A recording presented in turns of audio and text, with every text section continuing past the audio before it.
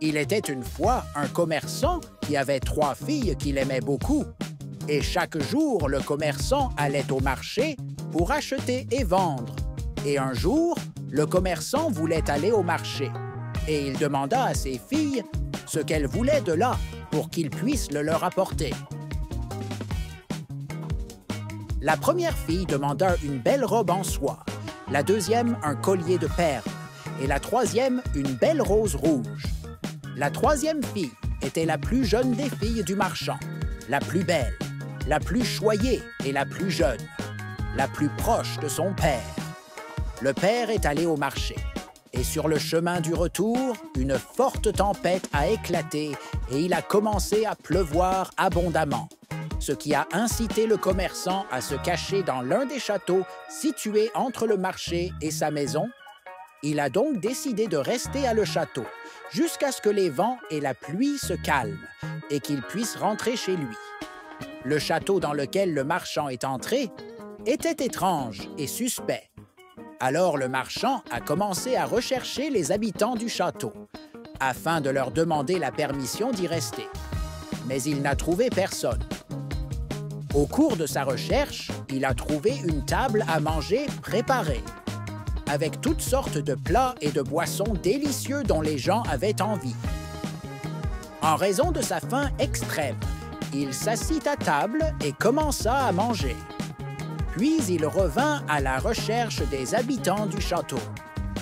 Il monta donc à l'étage pour tenter de trouver quelqu'un, mais sa recherche échoua. Mais à l'étage supérieur, il trouva de grands, beaux et organisés couloirs avec des chambres spacieuses et des lits luxueux. Il ne put résister à la somnolence qui lui arriva, alors il y dormit. Une des chambres et s'endormit profondément. Le lendemain, lorsque le commerçant se réveilla, il trouva à côté de lui de la nourriture pour le petit déjeuner, une tasse de café chaud et un bol rempli de fruits. Le marchand fut étonné par ce qu'il vit et en doutait. Il n'y avait personne dans le château, alors qui apporterait de la nourriture, des boissons et des fruits?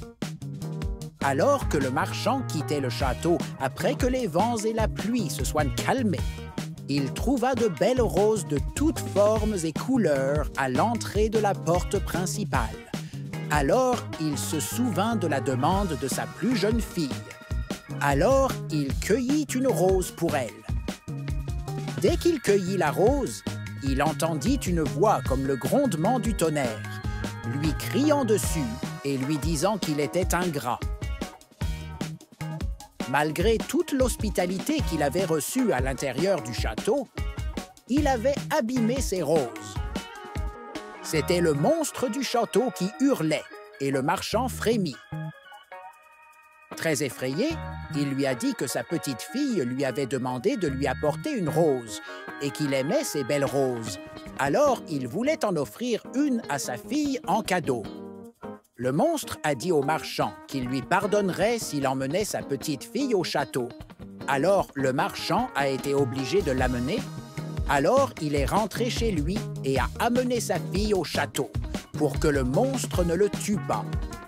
Le marchand revint au château avec sa fille. Le monstre les attendait. La petite fille fut effrayée par la vue du monstre, mais peu de temps après, elle s'habitua à lui et, au fil du temps, ils devinrent des amis très proches. Un jour, le monstre a dit à la petite fille qu'il voulait qu'elle soit sa femme. La jeune fille a été étonnée par la demande du monstre. Comment une belle fille comme elle a-t-elle pu épouser un monstre laid? Mais elle s'est souvenue de sa gentillesse et de sa générosité envers elle. Et son père? Elle craignait également que si elle le blessait, il puisse tuer son père. Elle a choisi de dire au monstre de ne pas accepter sa demande d'une manière polie et belle, sans le blesser. En fait, elle lui a dit qu'elle n'acceptait pas sa demande de mariage. Un jour, le monstre a vu la princesse triste et pleurer. Alors, il lui a demandé pourquoi elle pleurait. Et elle lui a dit que sa famille lui manquait et qu'elle voulait connaître leurs nouvelles. Alors le monstre lui a apporté un miroir magique à travers lequel elle pouvait voir. Sa famille, alors qu'elle se trouvait à l'intérieur du palais. Grâce au miroir magique, la jeune fille apprit que son père était gravement malade. Depuis, elle déménagea pour vivre dans le château de la bête. La jeune fille se sentit très triste et demanda au monstre de l'obliger à rendre visite à sa famille. Mais le monstre n'accepta pas sa demande parce qu'il avait peur qu'elle parte et ne revienne pas. Et la fille n'arrêtait pas de supplier le monstre de la faire aller dans sa famille. Le cœur du monstre a été ému par elle et il a accepté de la laisser rentrer chez elle. Mais il a stipulé cela. La jeune fille devrait retourner au château après 7 jours. La princesse se sentait très heureuse, car le monstre accepta d'aller rendre visite à son père et elle lui promit qu'elle reviendrait au château à l'heure convenue. La jeune fille a fait ses adieux au monstre et est rentrée chez elle, joyeusement. Lorsque la princesse est revenue chez elle, l'état de santé de son père a commencé à s'améliorer après qu'il l'ait vue et qu'il s'est rendu compte qu'elle allait bien. La jeune fille commença à raconter à sa famille sa vie au château, la gentillesse et le bon traitement du monstre à son égard, et comment ils étaient devenus des amis très proches et qu'il ne pouvait pas refuser sa demande, quelle qu'elle soit, et que les jours ont commencé à passer rapidement, jusqu'à ce que le moment soit venu pour la jeune fille de quitter la maison familiale et de retourner au palais. Mais, à la fin du 7e jour, la princesse fit un rêve étrange. La jeune fille vit dans son rêve le monstre souffrant d'un problème de santé critique et qu'il était sur son lit de mort. Elle quitta donc rapidement la maison familiale pour se rendre au château. Swing! Et quand elle est arrivée là-bas, elle a commencé à chercher le monstre, mais elle ne l'a pas trouvé. Dans son lit, très fatiguée, les yeux fermés et ne parlant pas du tout. Alors la fille a commencé à l'appeler et à le supplier de rester avec elle et de ne pas partir. Elle l'aimait de tout son cœur et lui a promis qu'elle l'épouserait s'il se réveillait et se remettait de la maladie. Quand la fille a dit cela au monstre, elle allait l'épouser. C'est là que le plus grand choc s'est produit. Le vilain monstre s'est transformé en un beau jeune homme et il a ouvert les yeux et a vu la princesse et lui a dit qu'il n'était jamais un monstre, mais plutôt un beau jeune homme dans le passé.